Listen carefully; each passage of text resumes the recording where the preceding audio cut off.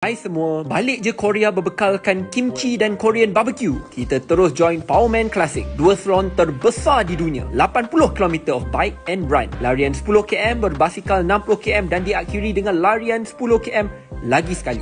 10, 60, 10. Tahun lepas saya join dengan net time 3 jam 53 minit. Tahun ni, Alhamdulillah saya berjaya buat personal best dengan net time 3 jam 34 minit. Shaved off almost 20 minutes in 1 year. Hustle sampai hasil. No shortcuts, just discipline, bangun 5 pagi untuk training sebelum pergi kerja. So what happened? Kita mulakan pagi dengan stretching dan chill-chill dulu. Mula-mula ingat ada fan datang nak ambil gambar. Rupanya, wanita luar biasa dari Sabah buat surprise, datang berikan kata-kata semangat. Cuba teka siapa tu.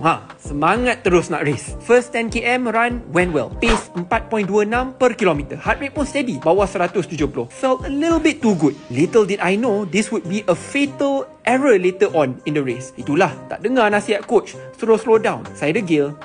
Biasalah. Transition basikal, still feeling fresh. Matahari pun tak naik lagi. Masih setia bersama basikal second hand saya yang dah berusia dekat 10 tahun. Maybe after this race, it's time for a much needed upgrade. I surprised myself with an average pace of 35 km per hour during the 60 km cycling leg. Huge improvement from last year's 31 km average pace. Transition back from the bike to the final 10 km of run. This is where things spiraled down. Masa turun basikal, kaki rasa fresh, tapi perut mula nak cramp up. Sakit mat. Rasa macam kena tumbuk bertubi-tubi. Nak nafas pun susah walhal heart rate bawah 150. Masa ni rasa macam nak give up, tapi kena kuatkan mental. Biar sakit badan. Lari sakit poket sebab duit registration, hangus sebab DNF. I literally had to walk to the finish line. Malunya ya Allah. First 10km pace 4.2. Last 10km pace 6.